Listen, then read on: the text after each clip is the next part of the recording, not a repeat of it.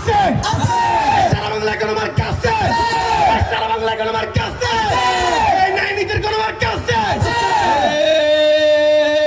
সেই মার্কা আর জোরে করতে বলো তাল মিলিয়ে একই সুরে একই তালে বিপ্লবতা চুলায়ে আর জোরে করতে বলো তালে তালে। আসসালামু আলাইকুম, শুনছেন শিরোনাম, এবার বিস্তারিত। জুলাই গণ অভ্যুত্থানের স্মরণে ইসলামী আন্দোলন বাংলাদেশ কর্তৃক আজকে আয়োজিত চট্টগ্রাম নগরীর ২ নম্বর গেট প্রাঙ্গণ থেকে বিশাল এক জনসমাবেশ অনুষ্ঠিত হয়েছে। উক্ত অনুষ্ঠানে প্রধান অতিথি, বিশেষ অতিথি, প্রধান বক্তা, ইসলামী আন্দোলনের অসংখ্য নেতৃবৃন্দ বক্তব্য রাখেন।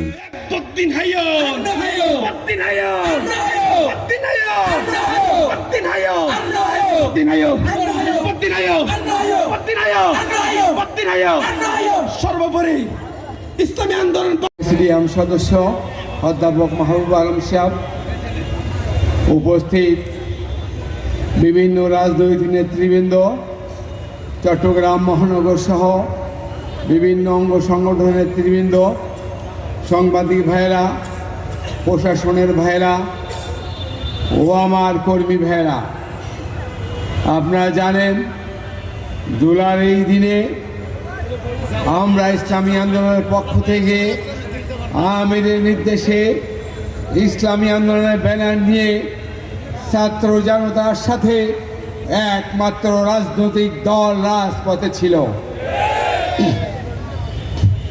ছাত্রদের এই আন্দোলনের শুরু থেকেই আমরা ফ্যাসিস্ট শেখ হাসিনাকে বলেছিলাম ছাত্রদের ন্যায্য দাবি আপনি মেনে নিন, কিন্তু সে আমাদের কথা শোনে নাই।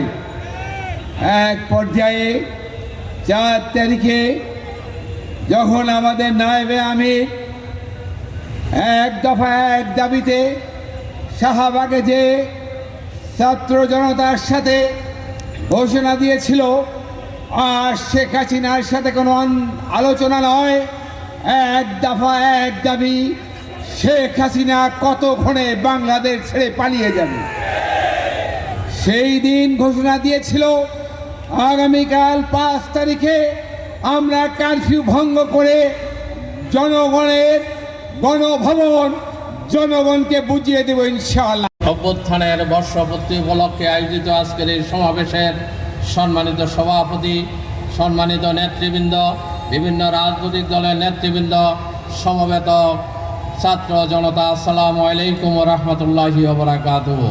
সংগ্রামী জনতা, আপনারা জানেন ২৪-এর এই গণ অভ্যুত্থানে এই দেশের ছাত্র জনতা যেমনিভাবে ভূমিকা পালন করেছিল, এই দেশের রাজনৈতিক দলগুলো ভূমিকা পালন করেছিল।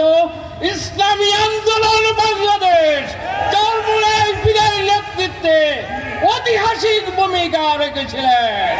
সুতরাং আজকের এই নতুন বাংলাদেশে আমরা আহ্বান জানাতে চাই যে আকাঙ্ক্ষা নিয়ে ২৪-এর অভ্যুত্থান হয়েছিল, বৈষম্যহীন বাংলাদেশ গড়ার জন্য, চাঁদাবাজ মুক্ত বাংলাদেশ গড়ার জন্য, দুর্নীতিমুক্ত বাংলাদেশ গড়ার জন্য। লাশগুলো পায় নাই। খুনি হাসিনা তার পরবর্তী সময়ে জঙ্গিবাদের কিছু নাটক সাজিয়ে, দেশদ্রোহিতার কিছু নাটক সাজিয়ে অগণিত ভাইদেরকে গুম, ক্রসফায়ারের মাধ্যমে নিহত করেছিল। আমাদের এই জঙ্গি নাটকের সব থেকে বড় ভুক্তভোগী ছিল এই দাড়ি টুপিওয়ালা মুসল্লিরা, যারা দেশের ইনসাফের পক্ষে সব সময় বিনা স্বার্থে সবার আগে গিয়ে প্রতিবাদ জানিয়েছিল। কারণ এই দাড়ি টুপিওয়ালা ব্যক্তি সকল, তারা যে কোরআনিক বিধান ফাসেকের বিরুদ্ধে লড়াই, সেই লড়াইকে তারা মনে প্রাণে ধারণ করত এবং ফাসেক জালেম হাসিনার বিরুদ্ধে সে কারণেই তারা সর্বাগ্রে দাঁড়িয়েছিল। তার পরবর্তী সময়ে আমাদের সাথে